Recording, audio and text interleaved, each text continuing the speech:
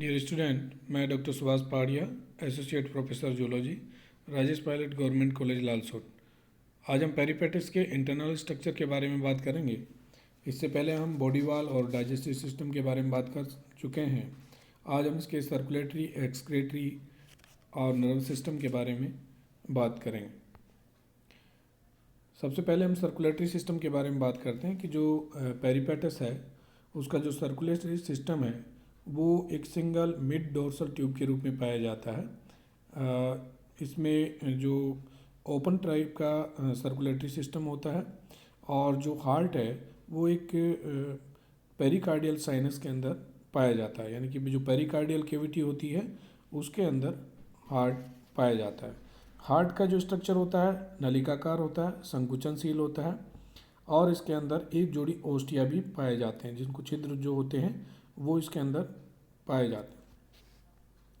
इसमें जो हार्ट में जो लेटरल ओस्टिया प्रत्येक सेगमेंट के अंदर पाए जाते हैं, तो ये जो हार्ट है वो पहले सेगमेंट से जिनके अंदर जो लेग पाई जाती हैं वहाँ से लेकर और जो लास्ट सेगमेंट है उससे जस्ट पहले तक ये हार्ट पाया जाता है, क्योंकि ट्यूबुलर और जो लंबी बेलनाकार संरचना होती है हार्ट के अंदर जो ब्लड होता है वो चूँकि जो इसकी जो ब्लड होता है उसको हम हीमोलिम्फ कहते हैं। हीमोलिम्फ जो इसकी हीमोसील होती है उसके अंदर पाया जाता है, क्योंकि रंगीन होता है। इसके अंदर जो फैगोसाइट सेल्स या अमीबॉइड सेल्स ब्लड के अंदर ये इसके अंदर पाई जाती है। तो जो हार्ट होता है वो चूँकि संकुचनशील होता है, नलिकाकार होता है, तो यहाँ से हार्ट को ये पंप करता है, हार्ट ब्लड को पंप करता है और सीधा उसको हीमोसील में जाने देता है। तो जो पेरिकार्डियल चैम्बर है उसमें और हीमोसील के बीच में एक मेम्ब्रेन पाई जाती है।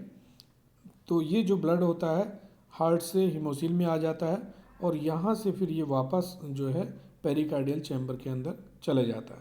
तो इस प्रकार इसके अंदर जो ब्लड का सर्कुलेशन है वो मेनली जो ट्यूबुलर हार्ट है उसके अंदर जो हीमोलिम्फ होता है, यानी कि हीमोलिम्फ और ब्लड ये जो हम एक ही चीज़ है, लेकिन चूँकि ब्लड के अंदर पिगमेंट पाया जाता है लेकिन इस हीमोलिम्फ के अंदर कोई पिगमेंट इसके अंदर नहीं पाया जाता।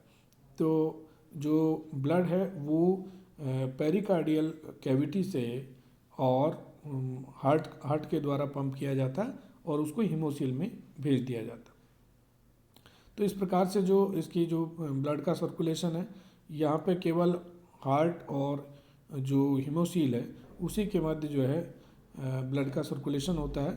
इसके अंदर और कोई संरचना जो है ब्लड की, ब्लड वेसल्स या और तरीके की संरचना इसमें कोई वाहिकाएं नहीं पाई जाती है।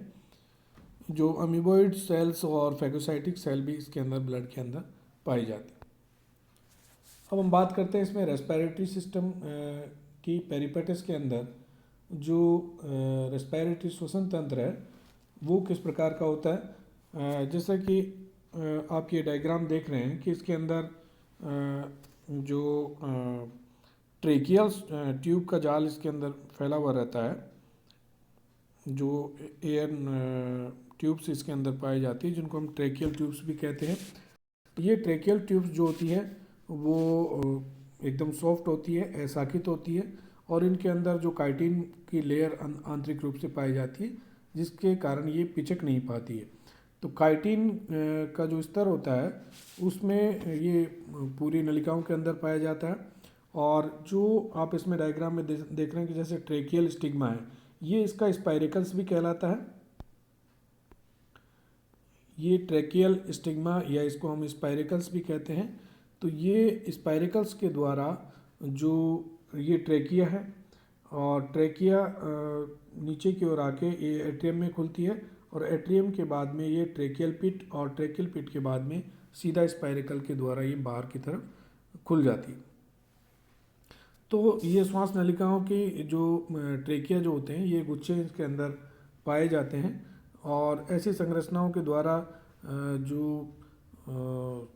श्वसन के लिए जो वायु होती है वो इनके द्वारा अंदर भेजी जाती है, स्पाइरेकल्स के द्वारा ट्रेकिया को भेज दी जाती है, और वहाँ से जो वायु वापस पुनः आती है वो स्पाइरेकल्स के द्वारा ही बाहर निकाल दी जाती है। तो इसमें जो इस ट्रेकिया जो स्पाइरेकल्स हैं या ट्रेकियल स्टिग्मा जिसको कहते हैं, वो इसमें मेन भूमिका निभाते हैं, और ट्रेकिया के द्वारा शरीर के विभिन्न भागों को जो वायु होती है वो पहुंचा दी जाती है, और जो शेष जो वायु होती है उसको स्पाइरेकल्स के द्वारा या ट्रेकियल स्टिग्मा के द्वारा बाहर निकाल दिया जाता है। क्योंकि इसका जो ये रेस्पिरेटरी सिस्टम है पेरिपेटस का, वो और जो आर्थ्रोपोडा का जो रेस्पिरेटरी सिस्टम है उसमें मेन डिफरेंस ये है कि आर्थ्रोपोडा के अंदर जो स्पाइरेकल्स होते हैं उनको बंद किया जा सकता है, लेकिन जो पेरिपेटस है वो ऑलवेज इसके अंदर ये स्पाइरेकल्स खुले हुए रहते हैं। तो ये मेजर डिफरेंस इनके अंदर जो पेरिपेटस और जो आर्थ्रोपोडा के जो जंतु हैं उनके अंदर ये डिफरेंस पाया जाता। अब हम बात करते हैं कि इसमें एक्सक्रीटरी सिस्टम की। जो पेरिपेटस का एक्सक्रीटरी सिस्टम है उसमें मेनली नेफ्रिडिया और मिडगट जो लाइनिंग है और पेरिकार्डियल सेल्स, ये प्रमुख प्रकार की संरचनाएं, उत्सर्जी संरचनाएं होती है। इसमें जो नेफ्रिडिया, एक जोड़ी नेफ्रिडिया प्रोजेनिटिस के अंदर होते हैं, जो स्ट्रक्चर पेयर्ड स्ट्रक्चर होता है नेफ्रिडिया का, वो सेगमेंटली अरेंज्ड होते हैं और इसके अंदर खंडीय रूप से विन्यासित होते हैं ये, और प्रत्येक सेगमेंट के अंदर ये पाए जाते हैं। इसमें जो नेफ्रिडिया होते हैं उनमें 3 प्रकार की संरचनाएं पाई जाती है। एक तो सीलिटेड फनल यानी कि पक्षमाभी कीप, दूसरा कुंडलित नलिकाएं, और एक इसके अंदर आशय या संकुचनशील थैली जो होती है, कॉन्ट्रैक्टाइल ब्लेडर या जिसको हम वेसाइकल भी कह सकते हैं, वो प्रत्येक नेफ्रिडिया के अंदर पाए जाते हैं। 3 प्रमुख संरचनाएं, एक तो सीलिटेड फनल या पक्षमाभी कीप जो होता है, दूसरा कुंडलित नलिका, और तीसरा जो होता है वेसाइकल या आशय इसके अंदर पाया जाता है। फर्स्ट 3 पेयर ऑफ नेफ्रिडिया जो होते हैं वो बहुत ज़्यादा डेवलप नहीं होते हैं। उनके अंदर जो नेफ्रिडिया है उनके अंदर वेसाइकल और एक डक्ट जो है पाई जाती। जो कोइल्ड पार्ट जो होता है जो नेफ्रिडिया का, उसमें एक स्पेशियस ओपनिंग होती है जो कि वेसाइकल में जाकर खुलती है, और जो वेसाइकल्स होती है वो जो लेग की वेंट्रल सरफेस है वहाँ पर जाकर खुलती है। तो ये देखा गया कि जो नेफ्रिडिया जो पेरिपेटस के होते हैं वो 3 या 4 दिन के अंदर 1 ड्रॉप यूरिन की बाहर निकालते हैं। तो इसमें कुछ सेल्स होती है मिडगट के अंदर, जो मिडगट की लाइनिंग के अंदर कुछ सेल्स होती है, जो दूसरा पार्ट अपना नेफ्रिडिया के बाद में मिडगट लाइनिंग की जो बात करते हैं, तो मिडगट की या मध्यांतर में जो मध्यांतर की जो एपिथेलियम है उनके अंदर कुछ विशेष प्रकार की कोशिकाएं होती है जो कि यूरिक एसिड के जो क्रिस्टल्स होते हैं और जो एक्सक्रीटरी या उत्सर्जी पदार्थ होते हैं उनको कलेक्ट करने का कार्य करती है। जो पेरिकार्डियल सेल्स हैं वो भी नेफ्रोसाइट्स की तरह कार्य करती है, और जो ब्लड के अंदर एक्सक्रीटरी मटेरियल्स होता है या उत्सर्जी पदार्थ जो ब्लड के अंदर होते हैं उनको भी ये पेरिकार्डियल सेल्स एकत्रित करके बाहर निकालने का कार्य करती है। ये जो ग्लैंड्स होती हैं, कुछ ग्लैंड्स होती है विशेष नेचर की जो कि पेरिपेटस की बॉडी में प्रेजेंट रहती है, और ये एक एक्सक्रीटरी उत्सर्जी अंग की तरह कार्य करती है। जैसे कि जो कोक्सल और जिनको हम कहते हैं क्रूरल ग्लैंड्स, ये बहुत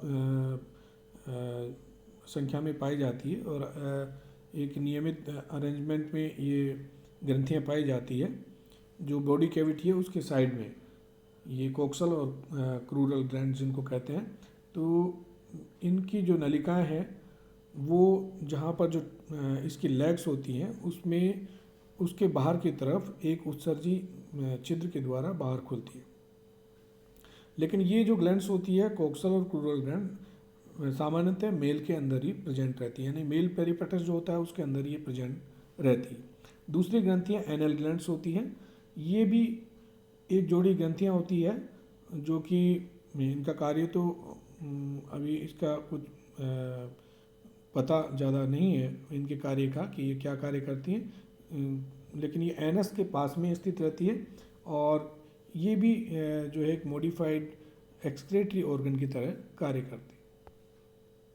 अब हम बात करते हैं इसके नर्वस सिस्टम की। नर्वस सिस्टम जो पेरिपेटस का होता है उसमें प्रमुख रूप से ये आदिम प्रकार का नर्वस सिस्टम होता है और इसके अंदर मेनली जो होता है एक जोड़ी सुप्राफेरिंजियल गैंग्लियन या ब्रेन जिसको कहते हैं और दो इसके अंदर सर्कमफेरिंजियल कनेक्टिव्स। एक जोड़ी इसके अंदर लेटरल लॉन्गिट्यूडिनल नर्व कोड जो कि एक कमिश्वर के द्वारा आपस में जुड़े हुए रहते हैं। तो इसका जो सर्कमफेरिंजियल या कनेक्टिव्स के द्वारा सुप्राफेरिंजियल गैंग्लियन जो होता है, जैसा कि आप डायग्राम में इसका देख सकते हैं, ये इसका पेरिपेटस का जो डायग्राम है उसमें आप ये जो ब्लैक लाइंस हैं ये इसका ब्रेन है। ये जो ब्लैक वाला जो दिखाया गया है ये ब्रेन है जो कि दो प्रकार के गैंग्लियन होते हैं जिनको हम सुप्राफेरिंजियल गैंग्लियन या मस्तिष्क जो दोनों होते हैं, ये दोनों जो है यहाँ पे मैंने डॉट लगाई, ये दोनों सुप्राफेरिंजियल गैंग्लियन है जिसको ब्रेन भी कहते हैं। और इसमें दो जो होती हैं सर्कमफेरिंजियल कनेक्टिव, यानी कि जो दो परिग्रसनीय संयोजनियाँ होती है जो क्या करती है आपस में ये जो दोनों गैंग्लियन हैं उनको जोड़ने का कार्य करती है। और तीसरी संरचना इसके अंदर जो एक जोड़ी इसके अंदर ट्रांसर कमिश्वर पाए जाते हैं जो कि जो वेंट्रल नर्व कोड है उसको आपस में जोड़ने का कार्य करती है। यहाँ पे आप बीच में एक काली लाइन दोनों तरफ देख रहे हैं, ये दोनों जो वेंट्रल नर्व कोड है उसको जोड़ने का कार्य करती है। तो ये इसके तंत्रिका तंत्र के अंदर मेनली ये तीन प्रकार की संरचनाएं, एक तो सुप्राफेरिंजियल गैंग्लियन या इसको हम मस्तिष्क कहेंगे, दूसरा इसके अंदर दो जो होती है सर्कमफेरिंजियल कनेक्टिव।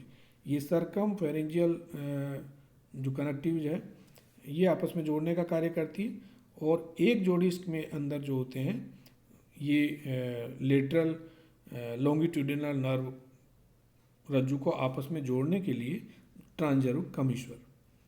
तो ये प्रमुख संरचनाएं होती है। तो जो सुप्राफेरिंजियल गैंग्लियन जो है जिसको हम मस्तिष्क भी कहते हैं, ये ग्रसनी के जस्ट ऊपर, जैसा कि आप देख रहे हैं कि ये फेरिंग्स वाला पार्ट है और इस फेरिंग्स वाले पार्ट के जस्ट ऊपर की तरफ ये पाए जाते हैं। तो यहाँ से जो नर्व्स निकलती है वो ऊपर वाले पोर्शन में, यानी कि इसकी जो एंटीना है, आइज़ हैं और जो बकल कैविटी वाला जो पार्ट है उसको यहाँ से ये नर्व्स निकल कर जाती। इसके एक जोड़ी जो सर्कमफेरिंजियल कनेक्टिव्स है वो फेरिंग्स के ऊपर की ओर जो ब्रेन है उसको और जो वेंट्रल नर्व कोड है नीचे वाला, उन दोनों को एक दूसरे से एक धागेनुमा संरचना के द्वारा जोड़ने का कार्य करती है। तो यहाँ पे जो इसके पीछे की तरफ आप देख रहे हैं कि दोनों ओर एक तंत्रिका रज्जु हैं जो एक दूसरे से पीछे की तरफ जाकर जुड़े हुए रहते हैं। यहाँ जो इसके ब्लैक लाइन जो आप देख रहे हैं, ये ब्लैक लाइन दोनों जो ventral double ventral nerve code चूँकि इसके अंदर पाया जाता है, तो ये जो अधर तंत्रिका रज्जु जो होता है वो बीच बीच में कहीं फूले हुए भी गुच्छक समान संरचना इसके अंदर पाई जाती है और यहाँ से कुछ तंत्रिकाएं निकलकर जो लेग्स टांगे हैं और देह भित्ति जो है उसको ये तंत्रिकाएं जाती।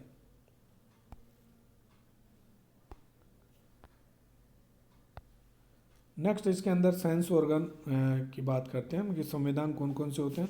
तो पेरिपेटस के अंदर जो प्रमुख रूप से संवेदांग होते हैं वो नेत्र होते हैं, एंटीना होते हैं